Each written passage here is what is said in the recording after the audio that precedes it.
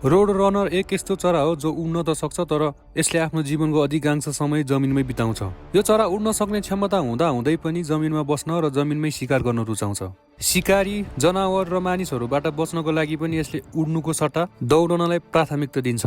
यो चरा जमिनमा प्रति घण्टा करिब 40 किलोमिटरको गतिमा दौडन सक्छ। यिनीहरू प्राय सडक, मरुभूमि र खुल्ला बाटोहरूमा दौडिरहेको देख्ने भएकोले यसको नाम रोड रनर राखिएको हो। यो चरा मुख्यतः सुक्खा र मरुभूमि क्षेत्रहरूमा पाइन्छ।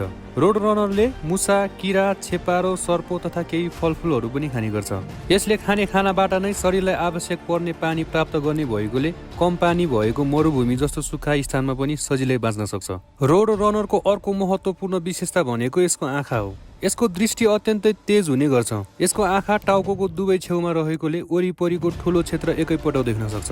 टाढाबाटै साना किरा, छेपारो वा सर्पको चाल यसले सजिलै पहिचान गर्न सक्छ। मरुभूमिको खुल्ला र उज्यालो वातावरणमा पनि यसको आँखाले छिटो चल्ने शिकार तुरुन्त देख्न सक्ने अद्भुत क्षमता राख्छ।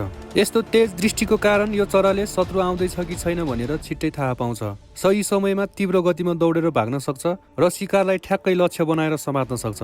यसरी उड्न सक्ने क्षमता हुँदा हुँदै पनि उड्नुभन्दा दौडन रोज्ने यो अद्भुत चरा कठोर मरुभूमिमा कम पानीमै बाँच्ने क्षमता र अत्यन्तै तेज दृष्टिका कारण प्रकृतिको एक अनौठो तर अद्भुत सृष्टि हो।